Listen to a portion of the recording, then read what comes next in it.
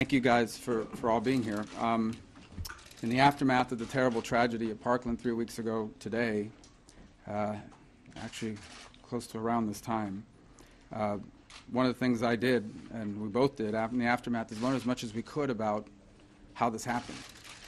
And we've discussed earlier in the week, we're both sponsors of the Stop School Violence Act that Senator Hatch has offered, which has already gotten a broad number of co-sponsors, including, I believe, the leaders of both the Republicans and Democrats in the United States Senate.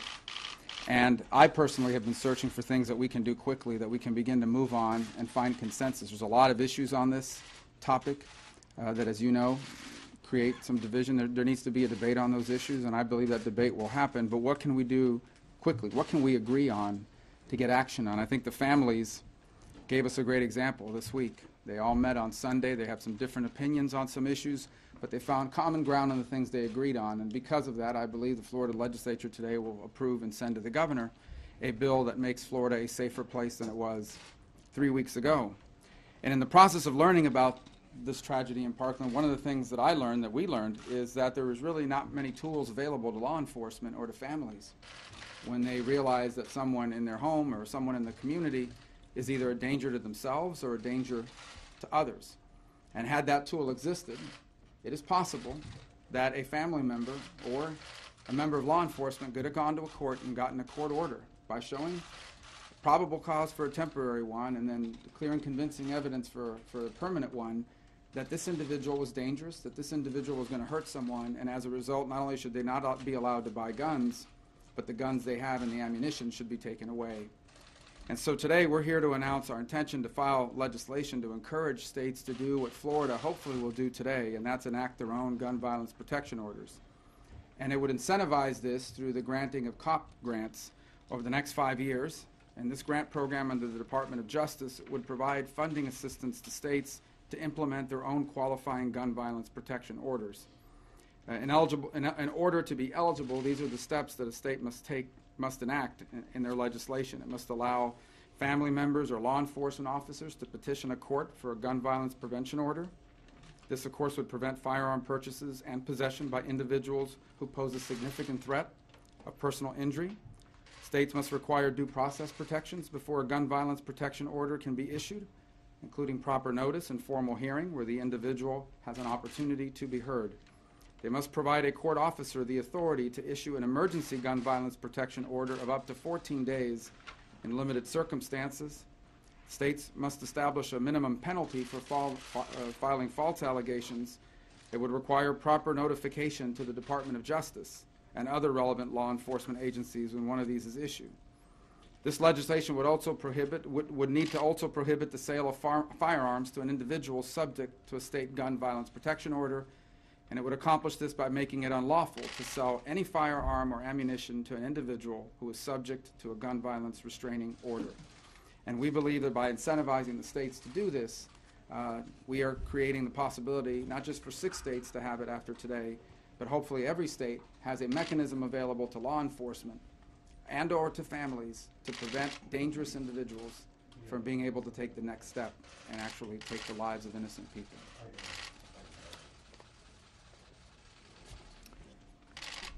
Well, you know, my position in sponsoring legislation such as this is it's a step in the right direction. Ultimately, I think that the solution to the problem is universal background checks and the removal of assault weapons off of our streets. But this is a good step in the right direction, and we've got to be practical. As Senator Rubio has said, given the environment around here and the sway of the NRA, there are certain things that are just simply not going to be passed. That certainly doesn't mean that people like me will not continue to do that. But let's get what we can, and this is certainly a very, very important step, because if you can get a restraining order, and you take the case of the killer in Parkland, Had there been the ability of the police or others to go into court and get a restraining order. And one of the things we need to work out in the future is then the removal of the guns once you get a restraining order. But those are things to be worked out. As you know, Senator Rubio and I work together on a number of things, and I am very grateful that he is willing to take this step, which I think in light of what had happened at the CNN town hall was very courageous on his part to go. Others did not go after being invited. And this is what we're going to start working through on this process. At the end of the day, if you can get these kind of things, you can start getting around the edges on the problem, and maybe, just maybe. So if the killer had not been there, I and Senator Rubio would not have to be talking to these parents that are grieving so badly, and of which one is here today, Fred Hochberg. And he's grieving, but I can tell you he's determined. He's determined. He's not going to let this die. Thanks. Senator Rubio, do you believe that this would have prevented Parkland? Well, somebody would have had to use it ultimately, and that's the part that we can't say with all certainty. Someone would have had to go to court and get this. But it certainly would have provided an option to whoever it is that called the FBI hotline or the Broward Sheriff's Office to not just report it, but actually potentially act. So it would be a tool. Ultimately, laws are only as good as the ability or the willingness to enforce them, but this certainly would have provided an option that today does not exist. If today you believe someone is going to do something like this, you can report it, but there's very little you can do to remove guns from someone until that person's adjudicated, gone to jail, or something like that. Is this in any way similar to what the president said just last week? First take their guns away, then go to court? Well, this has due process. I mean, you go to court, you'd have to get a determination from a judge at the front end that there's probable cause for the temporary portion of it, and then within at least no longer than 14 days, the judge would have to determine through clear and convincing evidence for a permanent one that this person is a real danger. There would be due process, as there should be on constitutional right. But you can imagine how it would have played out in this case, where they would have gone in and said, look at these Instagram posts, look at these messages, look at these text messages this person is showing. I think a judge would have found probable cause to remove the guns from this killer. So my answer to your question is, the president's suggestion was exactly the opposite of this. The president's suggestion was there was no due process. Here there is. Gentlemen, what? Are you getting any assurances that a debate will start anytime soon, or are you starting to get concerned that this opportunity is going to slip? Well, one of the things I've done is I've tried to kind of create two tiers here. One is the things that I think there's common ground on. And you're seeing what those are, whether it's the try and lie bill to fix the background check system, the fix NICS system, hopefully gun violence protection order incentives for states, to stop school violence. These are things that have broad support, and the House is going to take up the Stop School Violence bill next week and pass it. The second are the things that are a little bit more difficult to do, but that I believe we should have a debate on, whether it's the age or some of the other issues that we've discussed, and Senator Nelson's mentioned some of the ones that he supports. Those issues have been around before. But I don't think that we should keep that from getting us to do the things at the front end that we agree on. And I actually think if you can begin to do the things that you agree on, it creates a level of momentum that allows you to keep going and doing more. These are not small things. They're meaningful. They don't go as far as some people want, but I think they are steps in the right direction, and we are in the job of passing laws. And that means 60 votes in the Senate and the majority in the House and the president that will sign it, ultimately that can withstand constitutional review in a court of law. And our job is to make things better, whether it's across multiple steps or in one big sweeping piece of legislation. These are things that I personally believe we can get passed. And that's what we're trying to do, is put these out there, show leadership that these have broad support. Let's start acting But not with the argument that that's it, we're done once we're done with this. I believe the country wants to have a broader debate, we can and should, but that shouldn't stop us from doing what we agree on. Senator Rubio, what you're proposing today is controversial because even though, as you say, there is a judicial oversight of it, people argue that it is taking away people's guns, even temporarily, without a chance to respond. And my question is there enough support for something like this among your colleagues, among the Republican caucus?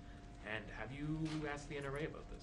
I haven't talked to the NRA about it, but I can tell you that every constitutional right we have could potentially, through a court order, be infringed upon. They can go into your property with a subpoena or with a search warrant. They can get your records through a subpoena. So that's why the due process at the front end is important. There has to be a standard that has to be met, and this clearly creates the ability for states, or incentivizes states to do so, because in the end, exigent circumstances and public safety is one of the places in which we've made exceptions through due process for taking on a constitutional right of people. That's why we have subpoenas for documents. That's why we have the ability to conduct search warrants. So I don't think the standard for this is any less than it would be for any of those other rights. And in fact, when you look at the permanent order, it requires clear and convincing evidence, and the burden is on those who are applying, not on the respondent. The respondent, the person who's the subject of this, does not have to prove anything. It's the other side that has to. Or will your colleagues support this bill? Well, like I said, I think there are a number of my colleagues that have expressed openness to it. I will let them speak for themselves. We've been in consultation with Senator Grassley's office on the text, and hopefully we'll get him on board. I know Senator Feinstein's going to have an opportunity to weigh in and look at it as well on the other side. So we've worked with the Judiciary Committee to try to find language, and you're right, ultimately we need to have 60 votes or more to get this passed. So we'll have to accommodate it, but understanding that all we are doing is creating an incentive for states to act in this regard. This bill, like I want to answer the gentleman's question. I apply the common sense test to these questions. Is it common sense that this shooter should have had an AR-15? And obviously the answer is no. So if you can take him out with a restraining order, then that's a step in the right direction. But by the way, one more point I want to raise that was a requirement in order to qualify for the grants. The states would have to create a minimum penalty for false allegations.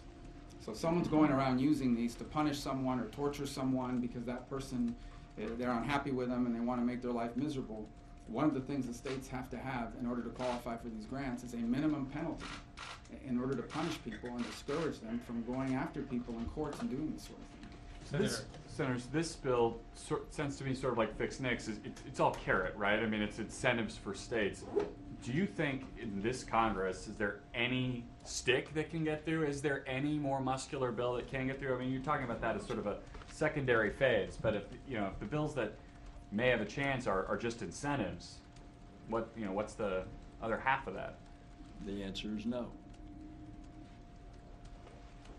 Well, and I would only say that I believe in the next 24 hours or so there'll be a bill filed to create a federal gun violence restraining order, and we want to see how that's crafted. I will tell you I'm not sure that that's something that it might, but I'm not sure it's something that can get to 60 votes, because a lot of people are concerned about whether or not a federal court is the appropriate forum, but I know Senator Blumenthal and Graham are working hard to kind of confront some of those issues. The other thing is, some of the legislation we're dealing with involves schools and school safety, and schools are the purview of state governments and local boards. I do think, on some of the issues regarding state reporting, like you said, Fix Nix, or we can incentivize states to fully report it. We can threaten them by cutting off money, but you can't compel them by law in some cases to do these sorts of things, and that's an issue. And I will say lie and try, which is something we have signed on to. It was announced a couple days ago. That is a mandate. That requires the federal government to report to local law enforcement when someone who is not eligible to buy a gun has tried to buy one and has failed a background check, so that local law enforcement can figure out what these people are doing. And I will add to the no, not now. That may change in the future.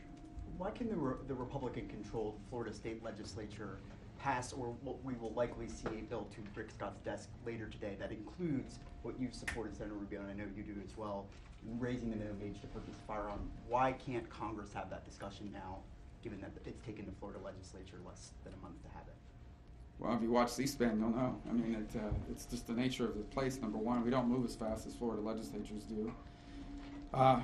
This Congress with 500-something members represents a vast and diverse country. And as a result, there are people in different parts of the country that have different views on these issues, some very strong in one direction, some very strong in the other. That actually plays out within our own conferences oftentimes.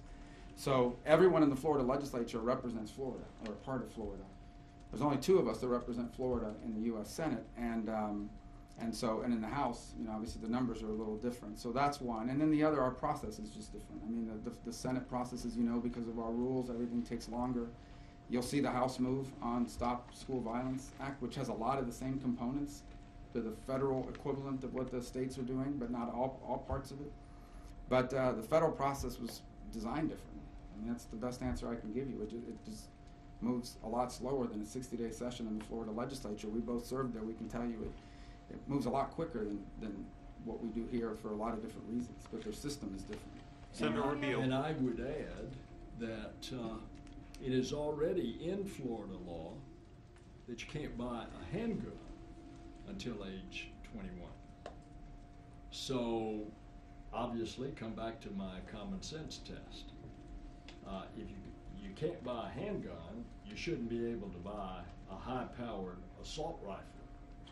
And so the moving to 21 in Florida politically is an easier step. Senator Rubio, you both mentioned raising the age. Do both of you support efforts, Feinstein and Flake have a bill to raise the age to 21 on a federal level? And if not, do you plan to introduce legislation that would achieve the same result? And given that President Trump has expressed his position on that issue specifically has been a little uncertain, I'm wondering if you can weigh in general on the role that he has played in this process and what you would like to see from him in terms of leadership from the executive branch in achieving some of these policies. Again, applying the common sense test, I don't want you to get hung up on 21.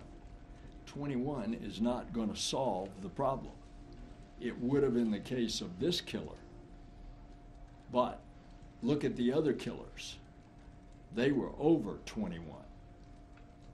So you can put a lot of focus on the age 21, which I would certainly agree with. And if I'm not already a co-sponsor, I'd certainly vote for something like that. But don't miss the picture of the forest by looking at an individual tree.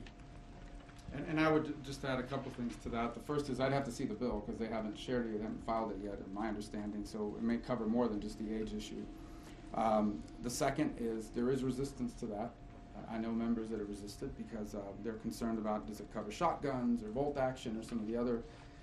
But I would just say that this is, quite frankly, an issue that many people are opining on kind of for the first time because, as Senator Nelson has pointed out, in this particular case, he happened to be under 21. We've had other cases, and for the most part, in which that's not been the case. And so, the Las Vegas shooting, and numerous others. So, we'll see what that legislation proposes. But that one is certainly going to be the topic of a lot of debate, and it's going to take a lot longer to do something on that, just simply because of where everyone's lined up on it to begin with, than it would on some of these other proposals. And I just hope that we don't confuse things that have consensus with things that are not meaningful, because they're meaningful. The ability through the Stop School Violence Act, for example, to potentially identify people and stop them through a gun violence restraining order before they act is the ultimate security that you want. Yes, we have TSA at the airport, but we disrupt terrorist plots in this country by finding out who the terrorists are and getting them before they actually even show up at the airport. So we've got to do it all, but this is certainly something that would be preferable, and it's much easier to identify someone who might hurt people and stop them than it is to simply try to prepare for the eventuality that someone's going to show up and do this. You should do it all in all these layers, but that part is meaningful, and just because it's not controversial doesn't mean it's not meaningful. Real quick about the president's leadership in Oh, all this? yeah, I mean, my understanding, the president's been pretty clear about the age issue, and so I think that perhaps created space for people in the Florida legislature to be supportive of it. I don't know what the final vote tally is going to be, but I know it was very close in the Senate. and it's going to be probably close in the Florida House. So, like I said, I don't know what I haven't counted votes here, but I know there are people that have some concerns with it. But so I imagine for some people it may have made it easier. But I think on that issue he's been pretty clear on where he stands, and I haven't heard that has changed. Do you feel the And, president's will let on me- any? Let me pick up here. Please understand that in a mass killing, there is a big difference with the damage that you can do with an assault weapon versus the .22 semi-automatic that I had when I was quite young, including the shotgun that I hunted birds with when I was quite young. That's a whole different category when you get to an assault rifle. And again, I'm sounding like a broken record, but I want to bring you back to the essential point. The essential point is massive killing. And the assault rifle is especially designed for that. The only difference between the military version is that it is automatic and these are semi-automatic.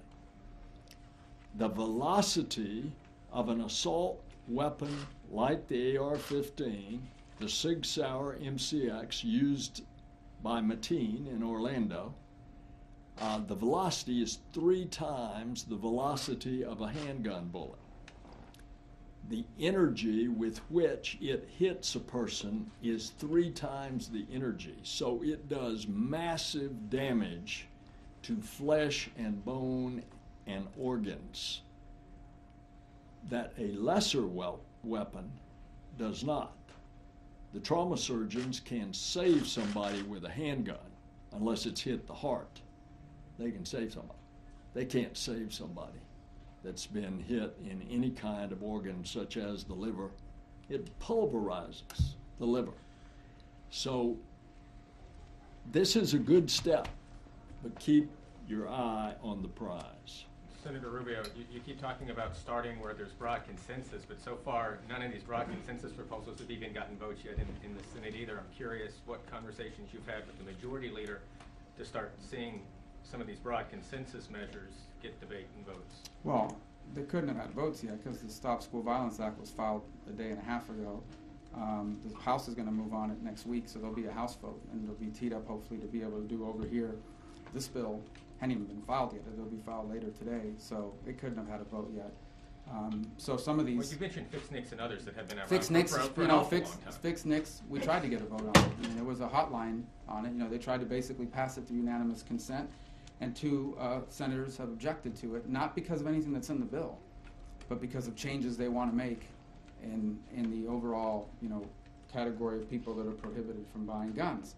And that's always the danger in any time you try to pass it through that format. So, you know, the Senate, as you know, is also in the middle of these, you know, confirmations. Now it's on this bill regarding banking. So we are trying to find that space in there where we can do some of these things. And that's why we can take to the leadership a proposal or a package of proposals that enjoy broad bipartisan support. It could potentially be the argument we can make to our respective leaders that let's use this opportunity to vote on these things that we have common ground so we can begin to make some progress. What I don't want anybody to misunderstand is this is not an effort to say let's vote on this and then call it a day. I just think that where we can find common ground, we need to begin to work and get things done, because this is not taxes or some other issue. I mean, even as I speak to you now, the next killer like this could be out there plotting their move. And so it's not like we have the luxury of time to wait in order to take action. I have to go chair a hearing, and I'm already 2 minutes late. Anything else? Thank you for coming and covering this. Thank you.